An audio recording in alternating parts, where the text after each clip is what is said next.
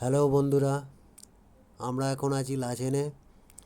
গতকাল রাত্রিরে আমরা লাচেনে এসে পৌঁছেছি। অনেকটাই রাত হয়ে গিয়েছিল, সেই জন্যে কালকে কিছু দেখতে পাইনি। আজকে সকালে উঠে দেখছি এখানে প্রচণ্ড ঠান্ডা এবং চারিদিকে বরফে মোড়া পাহাড়। আমরা এখন যাব কালা পাথর দেখতে। চলুন, যেতে যেতে আপনাদেরকে সবই দেখাবো। গাড়িতে গিয়ে কথা হবে। চলুন যাওয়া যাক। হ্যালো গাইস, আমরা এখন যাচ্ছি কালা পাথর। লাচেন ছেড়ে বেরোতেই চারিদিকটায় রাস্তা, চারিদিকে দেখুন শুধু বরফ আর বরফ। কোনো গাছপালা কিচ্ছু নেই, রুক্ষ পাহাড়, তারই মধ্যে বরফ, শুধু বরফ আর বরফ, নীল আকাশ আর বরফ। এইগুলো দেখার জন্যই তো আমরা অত দূর থেকে ছুটে আসি। কি সুন্দর দেখতে লাগছে চারিদিকটা, অসাধারণ সুন্দর। যারা আসেননি ঝটপট চলে আসুন। নর্থ সিকিম এ এক স্বর্গের থেকে কিছু কম নয়। মনের মধ্যে একটু ভয়ও লাগবে আর সুন্দর দৃশ্যও দেখতে পারবেন। একদিকে বিশাল খাদ, অন্যদিকে পাহাড়ের চূড়া। কথা বলতে বলতে আমরা চলে এলাম এখন থাঙ্গু ভ্যালিতে। যারা প্যাকেজে আসবেন তারা এইখানেই বেশিরভাগ টিফিন করায়।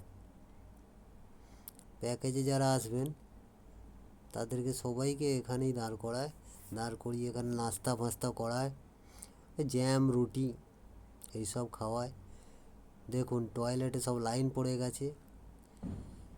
টয়লেটে একটা মজার জিনিস দেখলাম, ড্রামে যে জল আছে, জল নেই, সে জমে একদম বরফ হয়ে গেছে। আবার ওখানে ঘন্টাখানেক সময় কাটিয়ে আবার আমরা গাড়িতে উঠে বসেছি, আবার যেতে হবে। কি জানি কতক্ষণ লাগবে, তো উঠেই যাচ্ছি, উপরে উঠেই যাচ্ছি, ওঠার আর কোনো শেষ নেই। বাপ রে বাপ, কত উপরে উঠবে কি জানি। সেই কাল থেকে একভাবে উঠেই যাচ্ছি, রাতটুকু রেস্ট, আবার সকাল হতেই গাড়িতে উঠলাম। সকাল 8টায় উঠেছি, এখন বাজে প্রায় 9:30 হবে। দেখুন এই আঁকা বাঁকা রাস্তা, ডান দিক আর বাঁ দিক ঘুরে ঘুরে গাড়ি উঠছে। একবার খাদ ডান দিক, একবার খাদ পড়ছে বাঁ দিক। চারিদিকটায় শুধু বরফ আর বরফ, আর তো কিছু নেই। উঁচু নিচু বরফের চূড়া। এই তো কালা পাথর দেখতে পাচ্ছি, মনে হচ্ছে আশেপাশে চলেই এসেছি।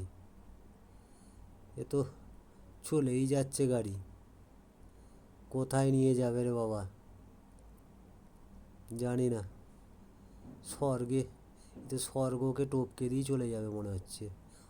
আমি তো ভাবলাম এখানেই স্বর্গ। এই দেখুন কত সুন্দর পাথর, কালো পাথর, সাদা বরফ পড়েছে, কি সুন্দর লাগছে। নীল আকাশ, কি সুন্দর দেখতে লাগছে। এইগুলোই তো কালা পাথর। এখনও যাচ্ছে, এখানেও দাঁড়ায়নি, আরও যাচ্ছে। কোথায় নিয়ে যায় দেখা যাক। এই ধারে পাহাড়টা একবার দেখুন, এই ধারে পাহাড়টা আবার রুক্ষ, লালচে মতন মনে হচ্ছে মাটির পাহাড় এটা, কিন্তু গাছপালা কিছু নেই। হয়তো এত উঁচু বলেই, এখানে তো অক্সিজেন নেই, সেই জন্যই কোনো গাছপালা হয়নি। তবে আশেপাশে চলে এসেছি যতটা বুঝতে পারছি। বাহ, সামনেটা দেখুন খালি, যেন মনে হচ্ছে আর কোনো রাস্তাই নেই, সোজা গিয়ে বরফে ধাক্কা মারবে পাহাড়ে। কিন্তু আবার ওখানে গেলেই ঠিক একটা বাঁক পড়ে যাবে, একদম কিছু রাস্তা দেখা যাচ্ছে না, ওদিক থেকে গাড়ি আসছে, কিছু দেখা যাবে না।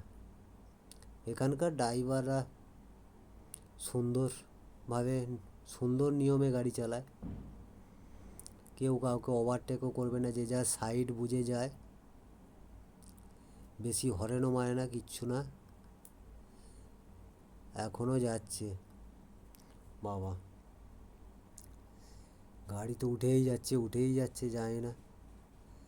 এটা এখানে কুকুর ছাগল গরু সেই সবও কিছু দেখা পায়নি, পুরো শুনশান মরুভূমি। মরুভূমিতে গেলে যেরকম রুক্ষ সূক্ষ্ম, এখানেও তাই, খালি বরফ আর রুক্ষ একদম পাহাড়, না আছে জল, না আছে গাছপালা, না আছে কিছু, বরফ গলেও জল হয়নি। এমন দিনে না গললে আবার কবে গলবে জানি না। এখানে বর্ষা কীরকম হয় না হয়, বর্ষায় গলে কি তাও জানি না, দেখা যাক।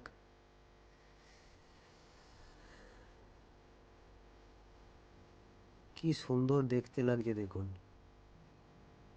সাদা হয়ে পড়ে আছে শুধু বরফ, বরফ আর বরফ। আগে একটা গাড়ি যাচ্ছে, ওইটাও কোনো একটা টুরিস্ট গাড়ি যাচ্ছে, ওরা তো প্রাইভেট ভাড়া করেছে সেই জন্য ছোট গাড়ি, আমাদের তো বোলেরো গাড়ি, এতে 10 জন করে থাকে, ওতে 4 জনের সিট হবে।